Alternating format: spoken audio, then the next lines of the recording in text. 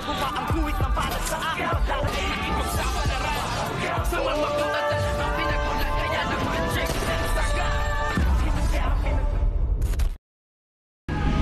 Good morning mga kachikas and welcome sa aking munting channel. Nakita nga nitong si David na nasa harapan ng pintuan nga nitong si Marites ang itong si Ramon, at dito nga ay tinutukan niya ito ng baril na siya nga ay nanginginig na hindi naman niya maiputok.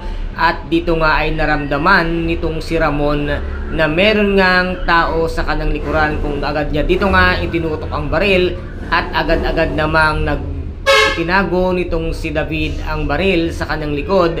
At naggulat nga siya di kuno sa kanyang palabas na, "Papa, bakit ka nandito? Hindi maaaring malaman ni tatay na nandito ka dahil magsisimula ng malaking gulo." At dito nga ay naglulumuhod at nagmamakaawa nga itong si David na wag ituloy ni Ramon ang kanyang mga plano at ang kanyang balak.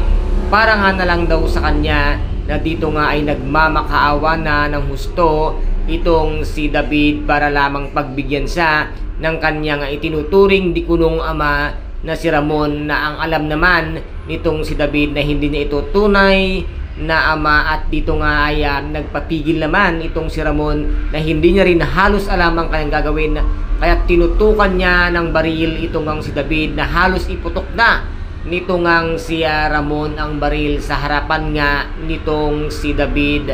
Ngunit nahimasmasan itong ang si Ramon, kung kaya't ang ginawa na lamang niya ay nagpaubaya nga at pinagbigyan ang kahilingan ng huwad na tanggol na nasa kanyang harapan sa ngayon. Kaya guys, ito po ang ating pakaabangan sa mga susunod na episode dito nga sa FPJ ang Batang Quiapo. At kung nagustuhan po ninyo ang aking videos for today, paki-subscribe na lamang po ng aking channel, paki-like and share para maging update kayo sa lahat ng gagawin kong videos. Maraming salamat po. Ingat, God bless, and bye-bye!